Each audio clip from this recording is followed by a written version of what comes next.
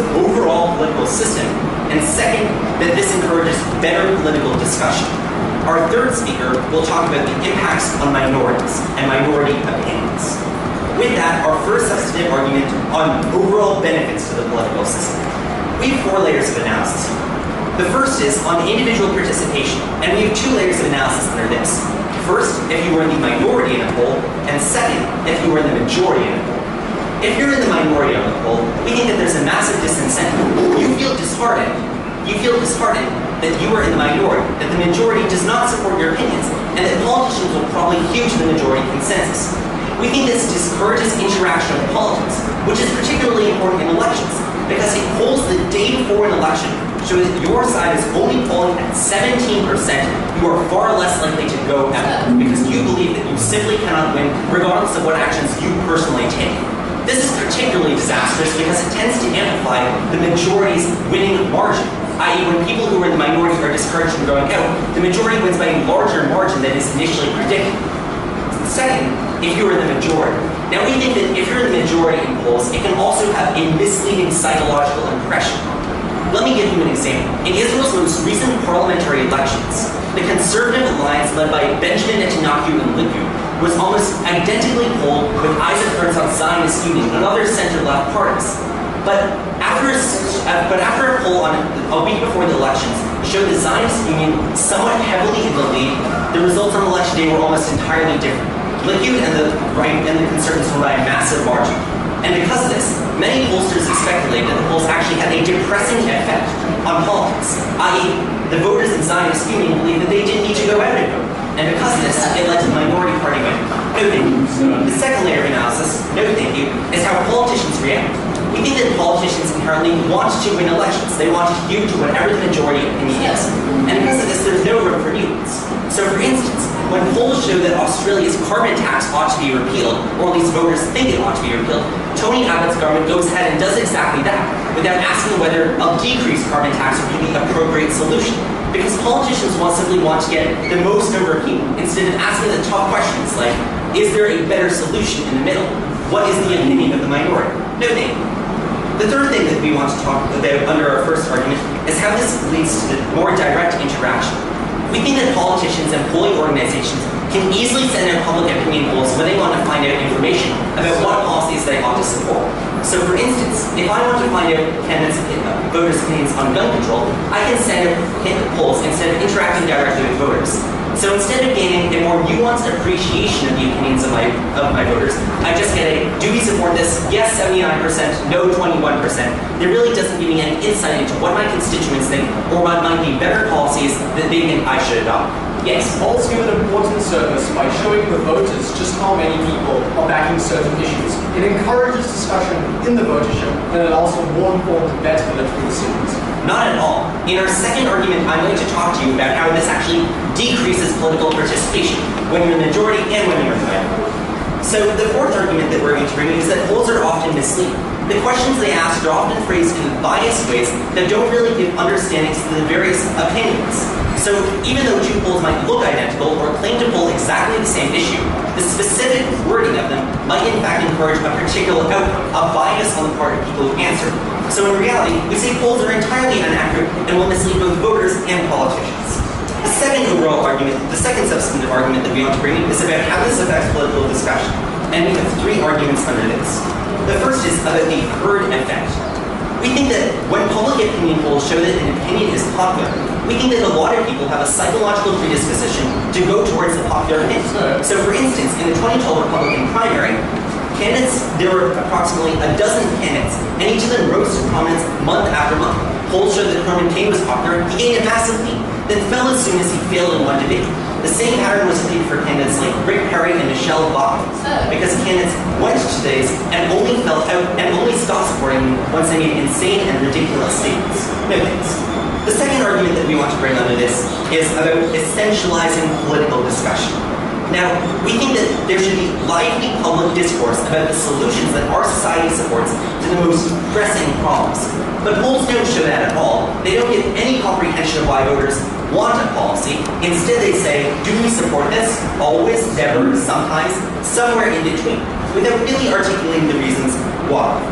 The third argument under our second substantive point is about the media effect, how the media treats public opinion polls. We think that when an issue is unpopular or when an issue is popular, the media tends to report on the popularity rather than the nuance. So as an example, I'll take you in a moment. So for instance, right now Donald Trump is polling at approximately 20%. The story isn't on his past or on his policies that he's for. It's instead about his rise. Yes? Generally, journalists and experts on news channels report on the reasons as to why certain parties are performing this the way they are. That provides far more information than the alternative, which is nothing. We think that you shouldn't be analyzing the popularity of these candidates. We think that you should be analyzing their particular policies. So instead of asking how popular is this person and encouraging everyone to look at them and see how popular they are, we think that you should be interrogating their past. Which is why candidates like Donald Trump can get away with being incredibly popular and making incredibly horrific statements, but the media just reports on the fact that from day to day, they're getting from 17 to 18 to 20 to 21%, without really explaining and articulating the reasons under that. On our side of the house, we think that all polls, all political opinion polls, present a misleading caricature of how politics actually functions, talking about popularity rather than the actual policies that would help to solve society's problems. On side proposition, we stand for truth, not the numbers. We're very proud of those.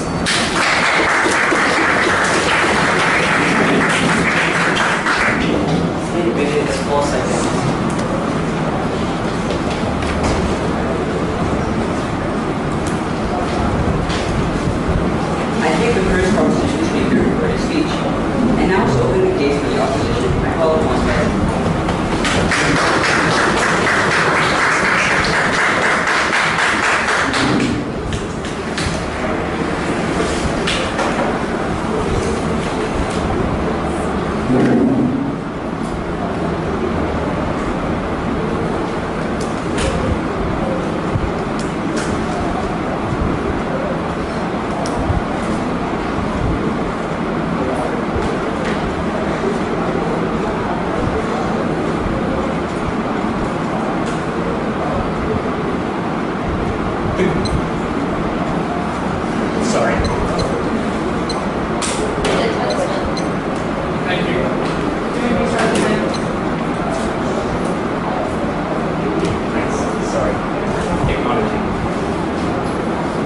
The good thing about polls is they provide an objective, falsifiable fact about what is happening in the world. We're going to tell you that this is information that is relevant and useful to voters to use, that they should be allowed to have when making a decision about which party they think can best help and represent them. So what do we support? We essentially support a democracy that gets a party into power that is best able to represent the views of the people that it got and makes the most people happy. So, what we're essentially going to tell you is one, the best way to do this is to provide people with information so that they can make a choice and where we decide which can do this. Secondly, we're going to tell you that even if you don't like this sort of information, the alternatives are far, far worse. We're going to do this in the following case. Firstly, I'm going to talk about why this empowers individual choice. Secondly, how it changes parties for the better. My second speech will be extending on discourse. But first, let's get into a couple of things of setup and that they need to understand. The first thing they tell us is that polls are often not falsifiable and don't portray the truth. The first thing that we'll tell you is that we'll have rating agencies that say the accuracy of the polls and let people who are on the polls or viewing the polls know how accurate these polls are in predicting things in the past. We'll also say that we'll have multiple polls. So we'll want them to look at issues and then go more into depth on certain aspects of those issues. And then on certain aspects of those aspects, we can have as many as we want. The next thing to note is that this isn't a debate where you're comparing polls versus no information. It's a debate where you specifically are comparing polls versus other forms of information. And what we'll say here is a lot of their harms aren't inherent, because they tell us that Donald Trump gets ahead because he appears to be popular, and so people vote for him. If that is a harm, we say it's far worse under their side when people aren't hearing that he's ahead because more people like him, but he's ahead because the media is talking about him all the time. I mean, the only narrative they have is from the media, which is generally controlled by those parties that have the most ability to advertise, the most ability to have the most significant vote to dominate discourse. That's harmful because that's not objective, and then you only are voting on popularity that doesn't even exist. I'll show you why we think the alternative is better. Lastly, they tell us that this disincentivized political discourse, I'm going to hit that and integrate it within my matter. But firstly, it will give you the initial response. That often polls do the exact opposite. When you see that a poll is close, that often encourages people to get involved. If you see that you are in the minority, you previously were complacent that you thought this party was going to be passed anyway, then you're very much encouraged to get involved if you truly want that to actually be changed. But lastly, we'll say in response to all of the analysis that polls only tell you yes or no, we'll say fine. The initial barrier to get you interacting in discourse. People don't just see all parties or who are running, don't just see a poll and say, well, people support this policy, let's then change it this way. They generally say, oh, people support this policy. Why? For what? That then means they go and investigate the causes underlying the reasons for that information. The same with people. If they see that there's a poll that they previously didn't understand or didn't expect, then in that scenario, they get involved and start talking about that issue more. Then creating that discourse is valuable. Okay. So with that, let's move directly on to major points across the matter, and I'll integrate a number of responses. The first is that we'll say when you don't have polls, you inherently prevent people from making decisions that could be representative and influential on the political system. The reason for this is when you perceive that something is going to happen, and that your option that you truly would prefer never is going to happen, that means that you aren't ever going to vote for your option. Say, for instance, you support a minority party, but you don't think anyone else does, then realistically you're never going to support them or vote for them when that is your only vote to expect you're going to vote for one of the majorities. What polls allow you to do when people aren't directly voting is to see that in fact there are a number of people within that society that do in fact support your minority party or don't support, no thank you, the parties that are currently in power. That then encourages you when you know that there might actually be a chance for that party to get in power to then go and support them. That's important because we now get minority parties. Second is that we'll say this is far better in terms of when you just have a domination of the media in terms of distance. So secondly, moving on to how this now allows for more information. Here are we caching directly with them, and that we think in some cases, we think it is legitimate for individuals to change based on the information that they see. We'll say that there's two factors here. The first is that there are people who have a strong tie to a certain party, no thank you, in which case they are always going to vote for that party. However, we'll say there's a second actor, which doesn't have a strong preference between certain parties. They might just like one more than the other. What we'd say in these cases is that because we give people a right to vote on parties based on the fact that they think this party is most realistically going to provide for them, we should also extend that right to you knowing that this party is most likely to get in power. So at the moment, I vote for a party because I believe it is X chance of providing me with a better salary. I can now vote for a party based on the fact that I believe it has X chance of getting into power, which influences its ability to give me a salary. The result is we think this is valid information, and so if you don't think that the party you previously were supporting is ever going to win, you should be allowed to know that so that you don't vote for them. Secondly, we would also say that the problem with democracy is that it only takes into account first preferences. This means the party that gets into power, I'll take the POI in a moment, is the party that happens to get the most amount of people as choosing it as its first choice. The problem with this is that there are multiple people who may not have chosen that party as their first, or may not have chosen a party as their first choice, but would have very strongly preferred it as their second choice. What polls do is they now allow those people to see that if their first choice isn't going to go into power, they then switch to their second choice. This allows us to get far more representation in democracy of what people actually want in these scenarios. It means that there may be a party that has less first choices for it, but a hell of a lot more second choices. They would then be more representative of what that society wants. We think it's valuable that they get into power. Yeah. Polls don't do that at all. They end up persuading the unsure voter to vote for the popular opinion and also prevent them from even looking at minority parties in the first place who can't afford to pay for those polls initially.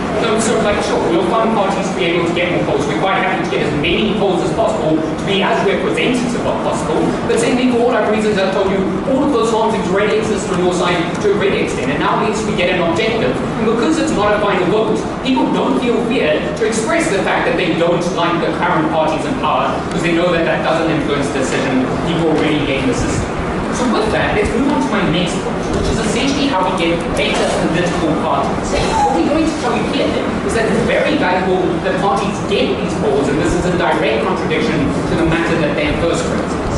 What we would say is valuable within a political party is the ability to adjust, to see that people want these issues prioritized, and so I am then going to prioritize those issues. Why? Because when you get into power, you're then better able to prioritize those issues as it is now within your mandate. What polling does is it makes parties see which issues are popular, where they are losing support, so they can then adjust to be more representative. And because polls also reflect multiple demographics, in that way, because they constantly give the parties updates of where they are failing, where they're strong, you allow them to adjust to become more representative and to be more strong.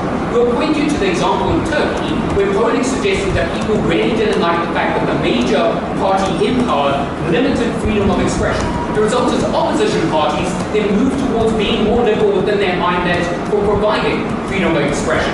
On top of this, these polls then make these parties give promises to these people. They tell them that if we get into power, we will do X. These promises are valuable because then you can hold that party accountable once they are in power. So because we get better parties in power, because we get more representation, we are very proud to oppose this motion.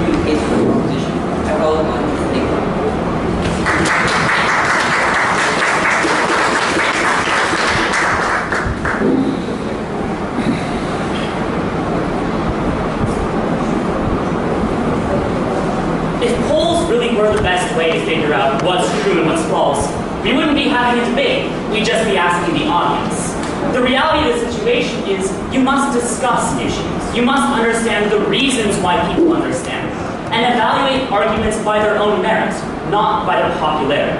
That's why we have debates, and that's why we shouldn't have polls. Because we believe that your voice should never be turned into a number we propose. In this speech, I'll begin by addressing the points brought by the opposition, then go over our first 2 points, and then present our third substantive argument about minority rights. But let us begin with what you heard from the opposition. Firstly, what they tell you is that they provide information for voters to make decisions. What I would like to point out is that the only information polls provide is how popular an opinion is. If they're talking about the substance of policy, then we can provide that information as well. The only information they're talking about is how popular something is. That's important. Then they talk about how we'll have rating agencies to make sure these polls are accurate. The problem is, it's very hard to tell how accurate one poll is with a different poll. All you end up with is 2 polls now both claiming to be the best, and it's very complicated to sort out which one is right. Furthermore, it's impossible to do that before the damage is already done. By the time you work out which poll was actually correct, the election was already over, and all the harms we've talked about have already happened. There's no way to police bad polls, so we have to consider them in this round. Then moving on to the first argument, information being good. First of all, this is one of the biggest reasons to look towards the proposition side, because when they get up here and say that, they are admitting that one of the biggest things that influences people's decisions is popularity. They say straight up, the reason people vote for minority groups is because other people agree with them. But we think there's nothing about a position being popular that makes it right, and that individuals should determine these decisions based on their own merit rather than popularity. They cannot get up here and say, polls don't change the political spectrum, then turn around and say, people will vote radically different because now they know it's popular. It's a huge contradiction within their case. They're admitting that polls make people vote based on popularity. That's why you should support the proposition. Then they talk about how we will always have, what we down here is they say that you will always have better information for these individuals to vote. But if you're talking about what policy helps you out or what arguments make sense, a poll tells you nothing. All a poll tells you is that other people agree, which we think cheapens the discourse and prevents people from evaluating these candidates and evaluating these arguments on their own merit. And we don't see a real response. Then they bring up this throwaway point about how if there are multiple parties, well then you might vote for your third choice, but then it won't win because you needed to vote for the one that was popular. Have runoff elections, right? We don't think that we need polls to deal with this problem. Then they bring up this last argument about how governments should adjust to public opinion. What we told you in our first substantive argument is that rather than adjusting, governments rush to the popular opinion, right? They abolished the carbon tax without ever asking whether or not that was truly good for the constituents. We presented that clear analysis in our first argument, and we never actually heard a response from team opposition. They're just trying to argue past us. We can clearly show here why this leads to worse decisions and knee-jerk reactions rather than better policies. So having taken apart what they told you in the speech, I'll take a POI as well. Yeah, so why is any of the discourse that you provide mutually exclusive to polls? And why is any of the problems you say with the sway factors or popularity not gathered through the discourse that already exists, that you advocate for? So the reason why polls harm other forms of discourses is for two reasons. Because first of all, they have the veneer of objectivism. Your own intro made this point brilliantly for us. You get up here and say, polls are fantastic because they're objective. We think that claim edges out other forms of conversation as mere opinion. People prefer the hard numbers. And second of all, they're easy. It's easy to talk about poll numbers without having to get into nitty-gritty of what policies really are. It gives media an easy way out, so they'll always take it. That's the answer to your review. Now moving on to our first two substantive arguments. I would like to point out that team opposition hasn't actually engaged with the analysis we gave you in the first speech. So let's go back through it. We tell you that individuals in the majority suffer from a why bother effect, which distorts elections. And we gave the example of Israel. I hear no response. Then we told you that minority voters are discouraged, not encouraged, because yes, while they know some people agree with them, they know the vast majority don't. I hear no response. Then we tell you that politicians rush to the popular decisions rather than thinking things through. I heard no response. Then we tell you that there are better alternatives. Politicians can directly engage with their voters and can learn the reasons behind their opinions merely than the number of what people think what. We think it essentializes people and makes politicians lead to worse decisions. There are better alternatives, and again, no true engagement. Then on our second point, what they say is, well, the media talks about the reasons behind the poll, but we think this is a fundamentally different conversation. You're talking about why a candidate is popular, rather than talking about whether the policy is a good one. We think those are fundamentally different conversations, that one is valuable and that one is damaging. So let's look at the points we really gave you. We explained to you why media always tends to prefer reporting on polls rather than reporting on actual things that inform voters. And we told you that this essentializes people's views. The conversation doesn't become about what you like about a policy or which specific parts it is. It's yes or no, check yes, check no, 71%, 29%. We think it essentializes and neglects public discussion. We don't think we heard true responses to those arguments, and they still stand on the principle of supporting democracy. But now, our third substantive argument is about minority rights. What we tell you is that polls often harm, in fact, intrinsically harm minority rights. Firstly, we think that these polls often don't poll minorities in the first place, because the mentality of a poll world is one where you're trying to figure out what the majority of people think. We're caring about public opinion. We think that parties often poll their own base rather than parting the entire sphere. Majority parties poll the demographics that vote for them and don't care about other demographics. Meaning minorities oftentimes aren't even asked what they think in the first place. Then, additionally, we think that minorities are always heard in the world of polls, because the world of polls is where politicians care about the majority. We explained to you clearly in our case why that was true. What this means is that minority people will never hear their voices truly expressed through polls, because they'll never be able to make up the majority. If a policy dramatically hurts one racial minority, but helps a vast majority of people, then public opinion polls will say, it's a great idea, the politician should do it.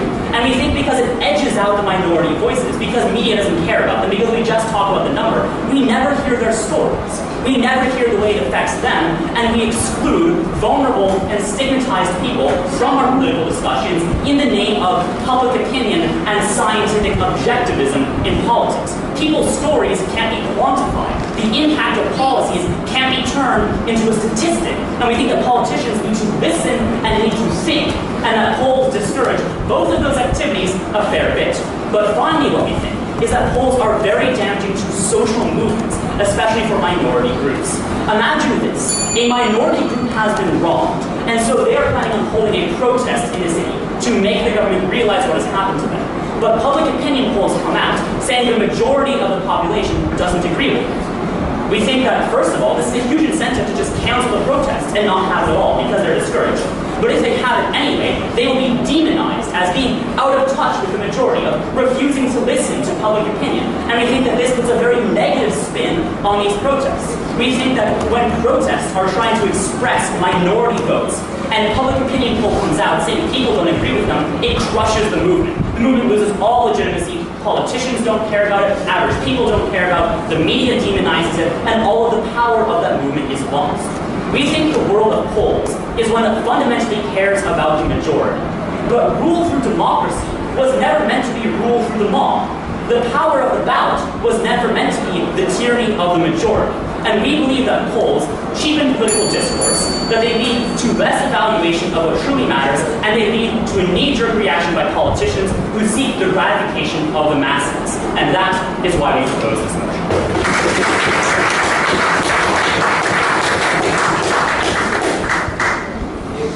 11 seconds.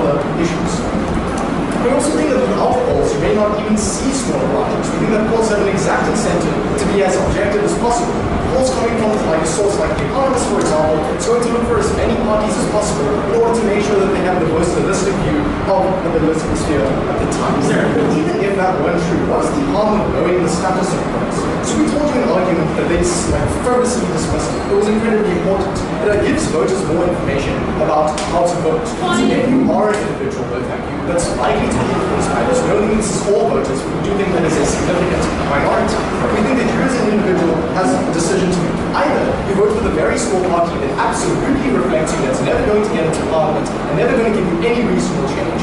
Or you vote for your second preference, which is more likely to win, and therefore provide you with better access to change and differences in your life. We think that you should be able to make that decision. You should be able to know what your second preference is and their likelihood of winning. We think that voters need to be able to make sure they can make a reasonable change to their own lifestyles. And they tell us that people rush to objective outcomes. They simply go straight to the conclusion without debating the issue. I'm going to show you why we enhance that debate. Before that, we think that this is a simplistic analysis. What they do is they make concessions to what the voters want. We think that they're in a situation where get most reflective to what individuals in society want about an individual.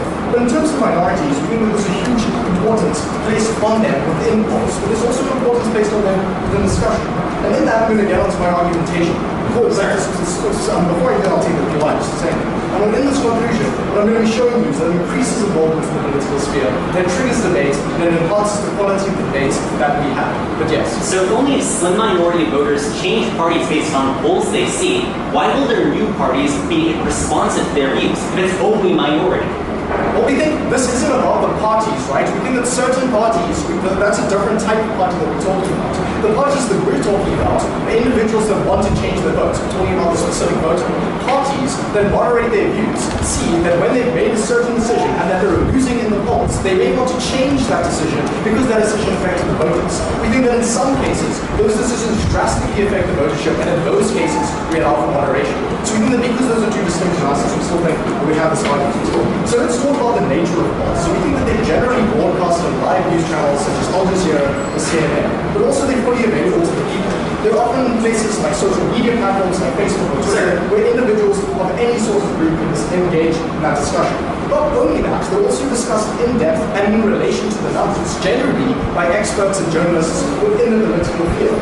So we think that it does two things that's particularly important. Not only does it influence the quality of the discussion, but it also influences the reach of the discussion and the amount of people that are involved. So how exactly does it create this discussion, and what is the quality of it that happens? So we think that the first thing that it does is it creates an important reason as to why, or an important question as to why a certain party is winning or losing. So it creates a question upon performance. We think that if you see a party that is winning, you're more likely to interrogate the reasons as to why that party is winning than not. That means that the reasons for that is more likely going to be the policy discussions that they want us to have. We think that in order to ask the right questions, you need to know the context that those questions are being asked in, and the political polls are an important way of analyzing them. We think that because you interrogate the reasons as to why certain parties, and I'll take in a second, are winning or losing, that directly leads you to the discussions that we want to be having. But it also creates for a more formalized and a more structured discussion. It means that we're having it within context and in relation to what's been happening in the political sphere. Because we can do different polls at different times, we can see how certain policies have affected the way people think, and we can discuss those policies with better depth. Many of your impacts rely on the idea that polls help minority parties. They do the opposite. Polls give media an objective reason to completely disregard minority parties. Well, we think that it's really important to focus upon smaller parties in the political sphere when they happen to be doing well. When a smaller party makes an important splash, you might want to interrogate the reasons as to why that's happening. That means that you have a direct incentive to talk about the issues that are happening right at the bottom. That means that we have more importance in smaller parties, we have more importance on people who would be forgotten under their alternative of simply big parties advertising, drowning out others. But we also think that it creates, that it's really effective in terms of voting in the majority. So this is what we talk about, or get more quantity. We think that polls are very quick information, they're easy to read, and they're easy to digest. In our modern lives with so much information, it's often very difficult for us to sit down and have very long-winded debates and watch television debates on issues that we don't necessarily understand. The thing is that we can ask the questions and answer the questions that are relevant to us by seeing poll results and discussions under them. People are influenced by decisions or posts that they see on social media or on television that incentivizes them to find the questions and answers that are relevant to them as individuals. That means that we get voters who care about not only what affects them, but also what affects the entirety of society. So because we think that polls are an important indicator of where a party is, because it provides important information to voters that are important, because it creates better political relations, we're incredibly proud to propose.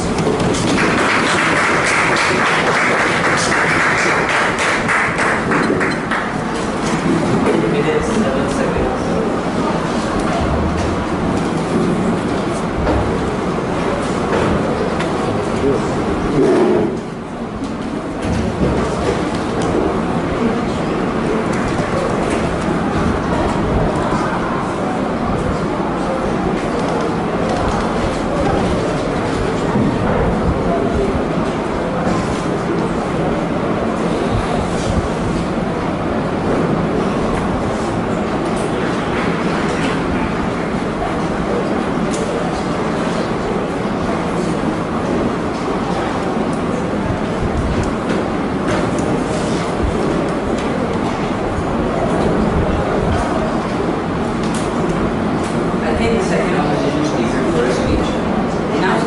case for the proposition, I call upon consensus.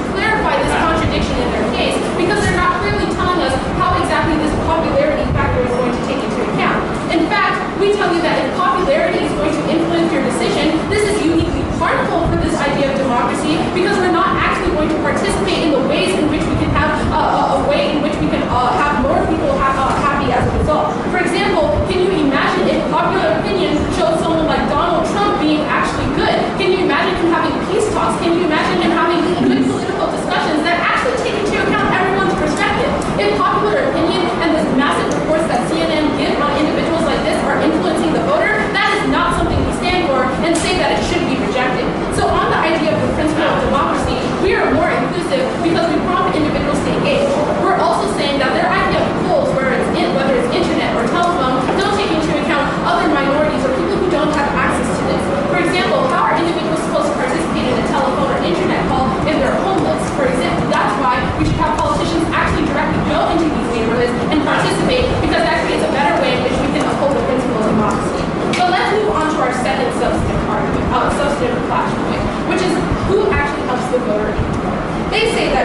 that, oh, you're likely to interrogate once you see that the popular opinion is going towards this person. But we already gave you the analysis as to why this won't happen. We have to recognize that people are unfortunately lazy. As a result, once they already submit a poll and see that popular opinion, they're not going to interrogate that. We give you time and time again where this actually harms individuals, and we give you the example of things like Israel, where this actually creates more harm. If people are lazy, then why are they going to go through all the effort of reading through complex political discussions, policy? Okay, we're saying that we begin to challenge that type of stigma, right? On side proposition, we prompt individuals to actually be more engaging. When you give them the tools to enable them to be lazy in the first place, of course they're going to take it. Of course they're not going to engage in that deliberation. We're saying we have to challenge that so individuals can actually become more informed about the votes that they are casting and create better models within society. We're also saying that the voter is going to be helped because they can learn about different types of parties, different types of ideas, different types of discussions. We continuously tell you that polls are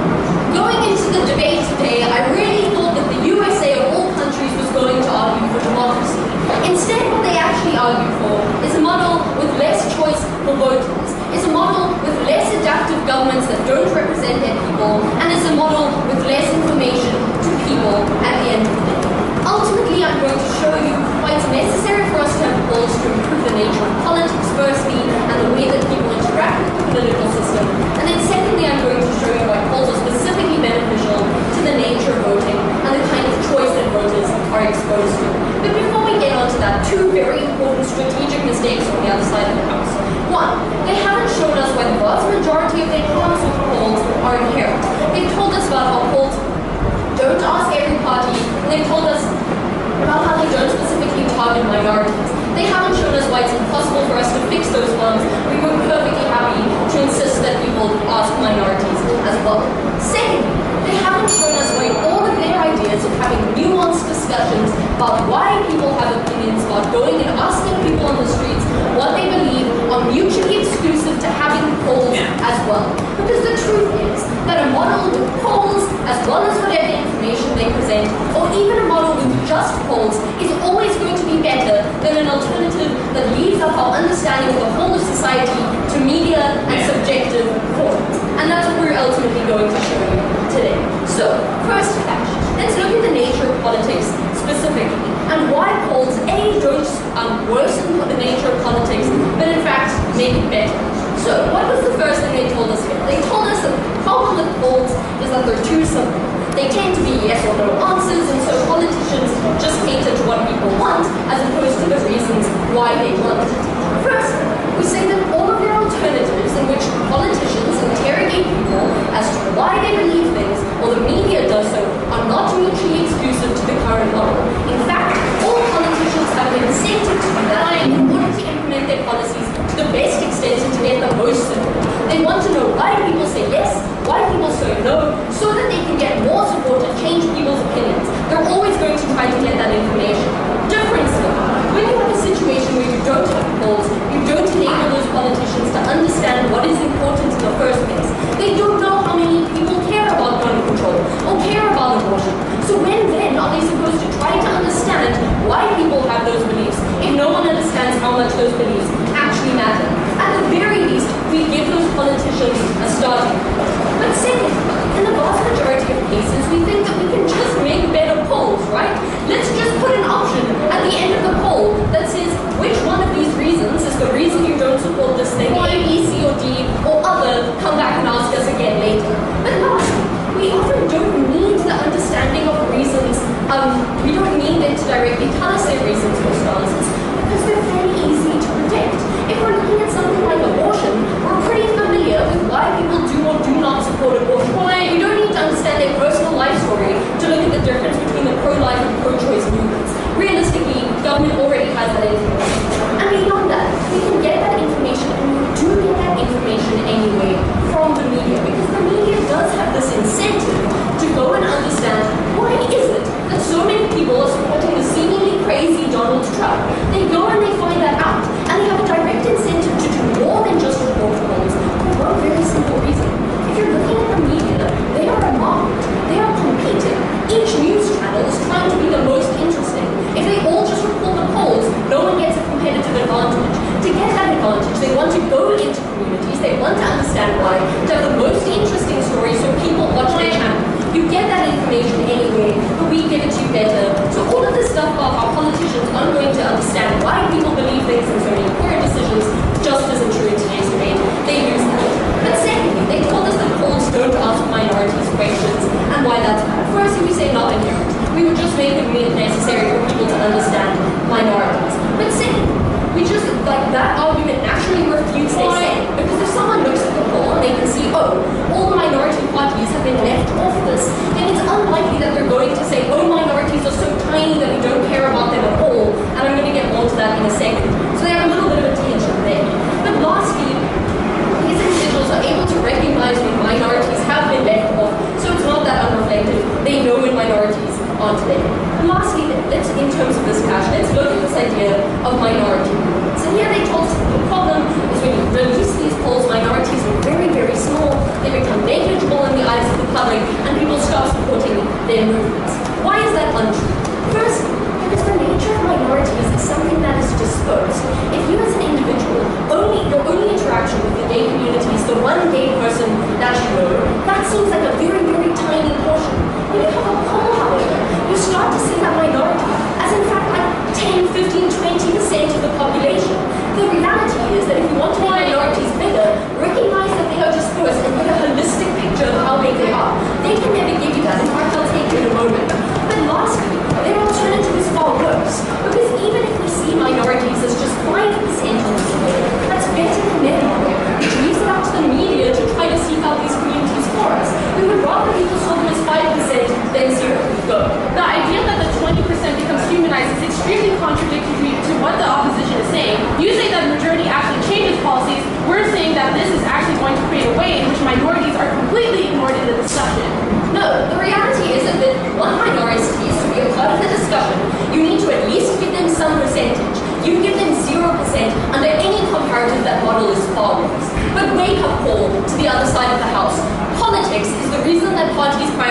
majorities because they want to win, not the nature of polls. If you want people to care about minorities, at least tell the world they exist.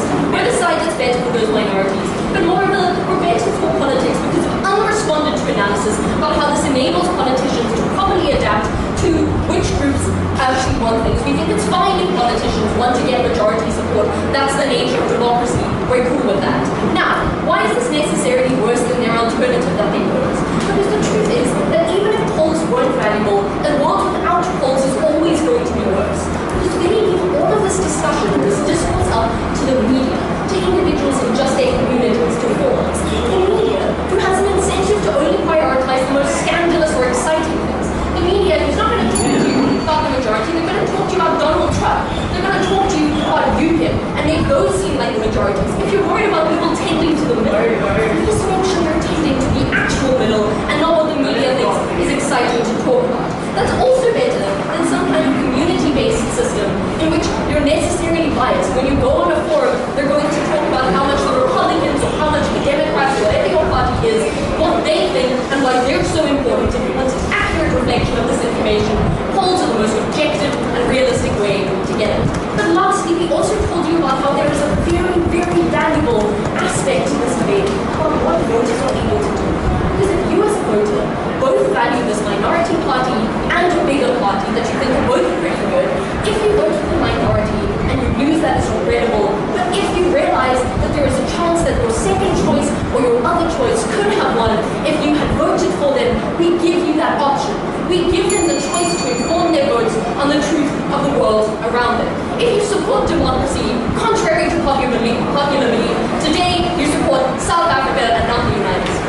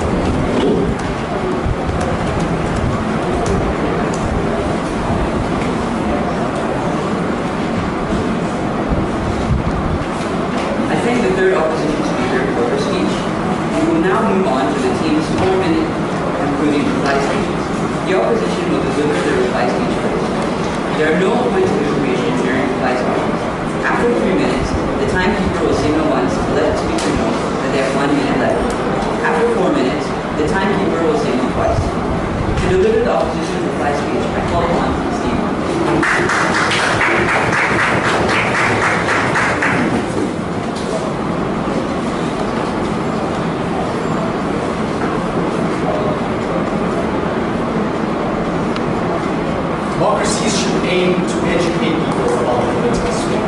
When most people don't know where to look, they need a guiding light. Inside opposition, we tell you that that guiding light is polls. They're controversial, they get people talking, and they get journalists to discuss important issues that are pertinent to individuals' voting decisions. In my reply speech today, I'm going to give you 2 points of action. Firstly, I'm going to talk about what's better for voters in terms of the decisions and incentives that they make. Secondly, I'm going to talk about the better part of our interaction and discourse between parties in the political sphere and which side betters that. So on to the first action about who's better for voters. So the first thing that we told you that was largely unresponded to is that you have more information as a voter casting a risky vote. As an individual who doesn't know whether or not the importance of the vote of the party that best represents them is more important than having a party that is likely to win, we think that we enhance the voter's ability to make that decision. We give more information about it and allow that individual to be able to better cast that decision.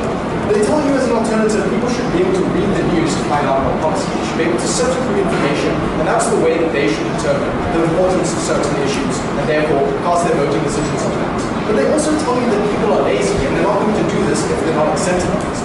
So we think that at least on our side of the house, we get lazy involvement. We think that that is particularly important in a democracy where you don't have people caring at all. We think that we get that involvement, and that's far better on their side. But we also think in the real world, people aren't lazy. They just don't know where to look. They want to know individual questions, but they don't have the time and effort in order to find the answers, find the questions that they need answers to. So what polls do is that they craft that information and structure it in a way that people can know exactly the right questions that they want to ask and answer.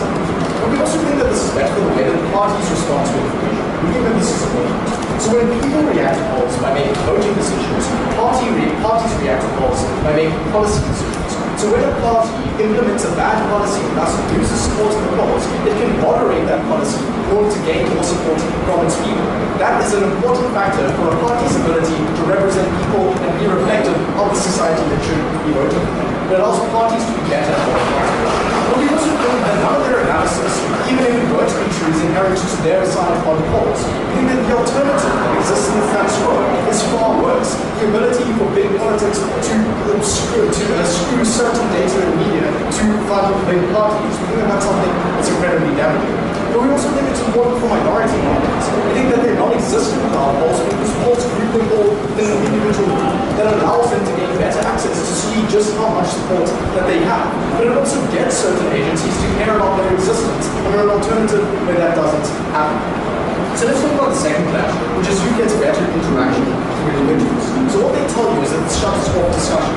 They tell you that the entire field of journalism, all people that are discussing these issues, commentators, aren't going to care about the reasons as to why certain parties are performing, but only whether or not they're popular. I think that that's a huge dismissal of a very important part of our journalistic society. Because the goal of those individuals and the incentive of those individuals is to analyze the reasons as to why they're doing well or not. And what that means is that you get the reasons that they need. You get the reasons as in their policy implementation, or what they stand for, what they don't stand for, which is an important action which can be delivered to the people and get individuals to discuss across a broad spectrum of ideas. So we think that because there's a better incentive for the individual to engage in discourse, and because there's a better incentive for journalism to engage in discourse, also play an important role in condensing that information and allowing individuals to access it. So we think that at the end of the debate today, not only have we showed you this is better for certain individuals, but it's also better for minority parties, it's better for the political sphere as a whole, it's better for the way the parties interact with voters. We think that we're incredibly proud to stand on time on Team South Africa.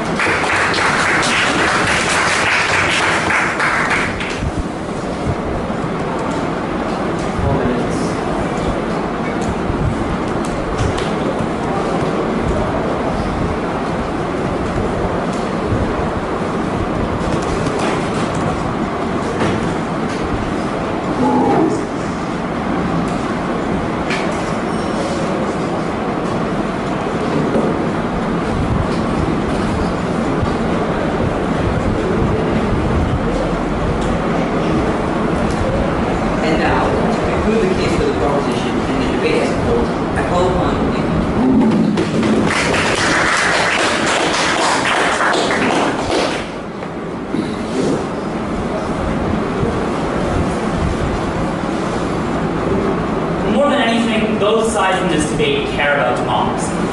What we tell you on Team Proposition is that an election is not a pageant, and that democracy is more than just what the majority wants. And that Team Opposition has built their case on assuming that a system of democracy is far simpler and far less beautiful than it truly is.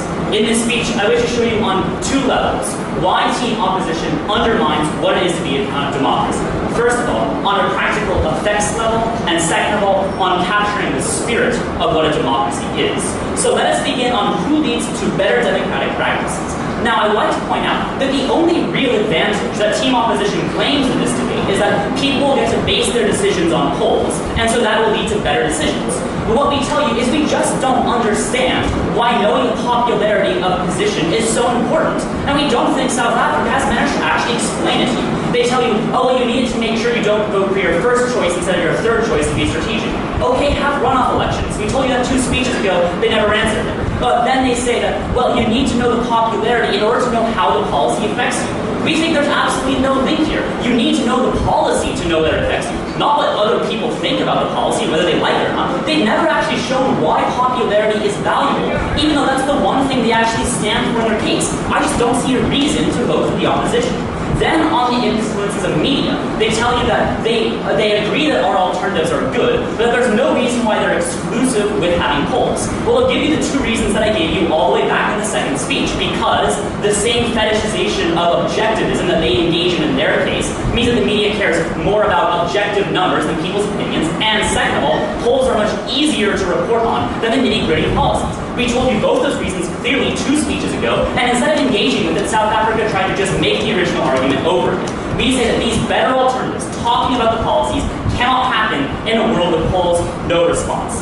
Then on the policy of results, what they say is that they will make parties better because it'll be better political results. The first thing we tell you is that we give you clear analysis in the first speech as to how it undermines democracy. We talk about Israel, where polls actually distorted the results of elections because of the psychological effects we had. We've continually talked about that throughout the round, and again, we just heard no response. If polls distort democracy, they can't possibly promote democracy.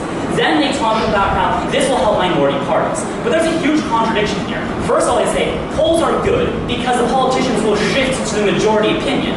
Then they say polls are good because it will make everyone care about the minority. Both of those things can't possibly be true. Then they go on and say, oh, well, it'll help minority parties because people see how popular these minority parties are.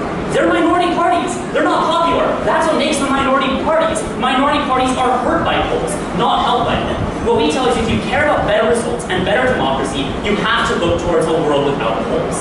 Then let's look at the principle of democracy, because we believe they undermine and misconstrue what it is to be democratic. Democracy is not the tyranny of the majority. This has been one of the defining clashes of democracy. But they get up here in the third speech and say almost word for word, we're okay with people only caring about the majority, because that's what democracy is. We say no. We say democracy is about respecting everyone's voices, not converting them into a statistic. When minority parties, when minority groups protest against public opinion, politicians ignore them because they're the minority. The public demonizes them because they're going against the general will. And the parties themselves get discouraged and don't have these protests in the first place. Again, we haven't heard any true response to this analysis in the round. So let's look at how the entire round comes to a close. Team South Africa misconstrues what democracy is, argues that it ought to be a tyranny of the majority, and then fails to even achieve that vision of democracy. We say that polls distort democracy, lead to worse decision, and impoverish all of our discussion and the rights that democracy ought to guarantee to us. And that is why we proudly propose.